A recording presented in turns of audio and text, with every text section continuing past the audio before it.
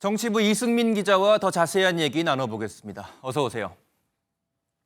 네, 이 기자, 어젯밤 TV 토론회 얘기 먼저 좀 해보겠습니다. 이번 대선 레이스가 시작되고 난 뒤에 처음으로 열린 TV 토론회였는데 이 토론회가 끝난 뒤에 각 후보들의 입장, 반응도 좀 궁금합니다. 좀 어땠습니까? 네. 토론이 끝난 뒤 후보들을 만나보니까요. 네. 아쉬움을 엿볼 수 있었습니다. 아하. 이재명 후보는 위기에 빠진 민생을 어떻게 구할지 진지한 토론이 된 것 같다는 원론적인 소감을 밝혔지만 표정에선 아쉬움이 묻어났습니다.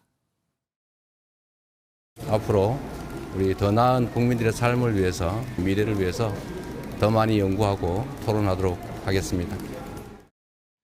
첫 번째 토론이다 보니 긴장해서 후보별로 세웠던 전략대로 진행이 잘 안 된 것 같다는 반응도 있었습니다. 4명이 하기 때문에 충분하게 발언할 시간은 적고 1인당 말할 수 있는 시간은 조금 짧습니다.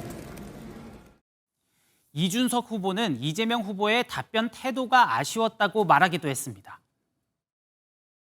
조금 답변하기 어려운 질문 있을 때마다 극단적이다 이런 말씀을 하시면서 답을 회피하시면서 오히려 상대를 조롱하시는데 네, 이번 그럼 토론에서는 아무래도 이 독주 체제인 이재명 대선 후보를 향한 그 견제가 좀 만만치 않았습니다. 그 과정에서 경제정책 경쟁이라기보다는 좀 신경전이 앞섰다 이런 평가도 좀 있거든요. 네, 맞습니다. 토론 주제는 저성장 극복과 민생경제 활성화 방안, 트럼프 시대의 통상 전략, 국가 경쟁력 강화 방안 등이었는데요. 예. 아무래도 각종 여론조사에서 지지율 1위를 달리고 있는 이재명 후보에 대한 견제가 많았습니다. 이준석 후보는 이 후보가 제시한 주가지수 5000시대, 원자력 발전 분야, 스테이블 코인에 대한 질문으로 압박했습니다.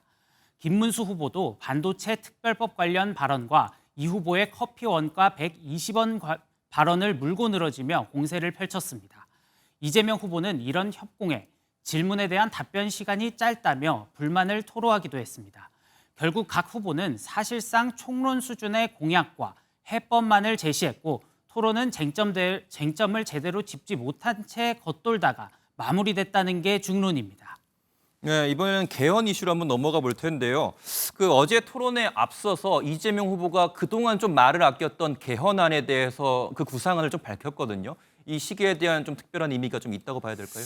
네, 사실 이재명 후보는 그동안 개헌에 대해서 소극적인 모습을 보여왔습니다. 조기 대선 국면에서 내란 종식이 우선이라며 개헌은 블랙홀이라는 입장이었습니다. 예.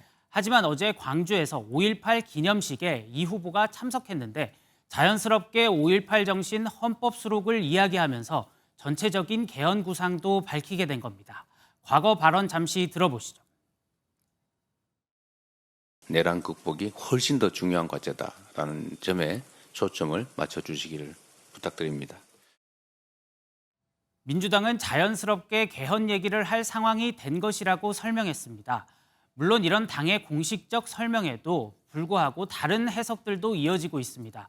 과반 지지율이 뒷받침된 자신감의 표출이라거나 방송 토론회를 앞두고 상대 공격을 대비하기 위한 김빼기라는 시각입니다.